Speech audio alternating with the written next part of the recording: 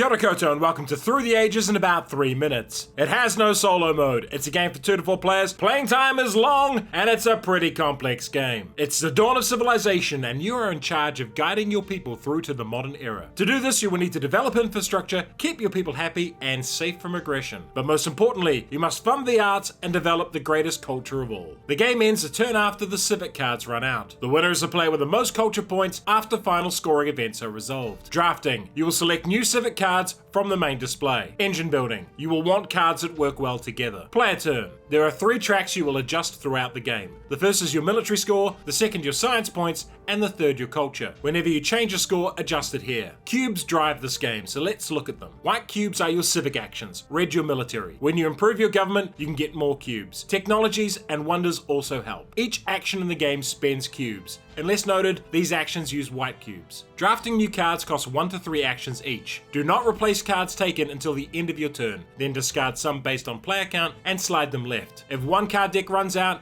use the next one. The yellow cubes are your population. When you grow your workforce, you move a cube from the bottom row to your worker pool. You will also need buildings that generate happy faces or workers will get grumpy and unable to work. The blue cubes represent resources. Here we have 2 types of farm and mines, with a total of 6 workers on them. When you produce resources at the end of your turn, place a blue cube for each worker. Growing your workforce uses food, and building or upgrading buildings uses metal. Let's upgrade a worker from bronze to iron. Bronze costs 2 and iron 5, so we need to spend 3 metal. A blue cube on bronze is worth 1, and on iron it's worth 2. So we remove 3 resources worth of blue cubes. The science we generate is equal to light bulbs on a card. Here we have 1 worker, so it's 1 science. Playing a new card costs the science shown in its top left, and buildings do nothing until they have workers on them. There are also yellow cards that can make actions more affordable. Here we have 1 warrior for a military score of 1. We research knights and spend a red action to place a worker there for 2 more. We can also spend a red action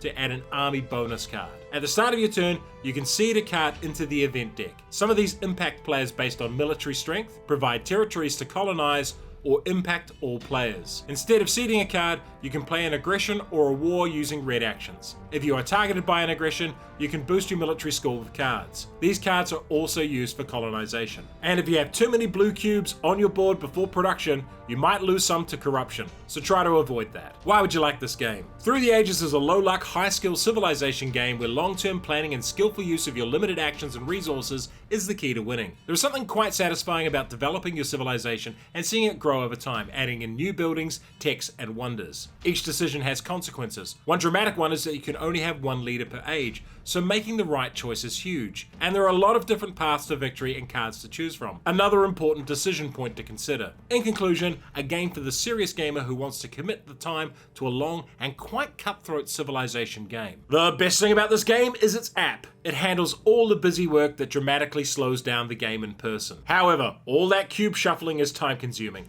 and the game can drag as people fiddle with cubes. And you can also end up in a doom spiral, where if you are behind it is hard to come back and win, especially as many events and actions punish the weakest player. And finally, it's a story of Western civilization, and is presented strongly through that lens. For a different take on the same concepts, try Nation. And for a far faster Civ game, try Civilization: A New Dawn. Through the Ages. What? No Picasso? He loved cubes! And if you enjoyed this video, hit the notification button, like, share, and subscribe to the channel.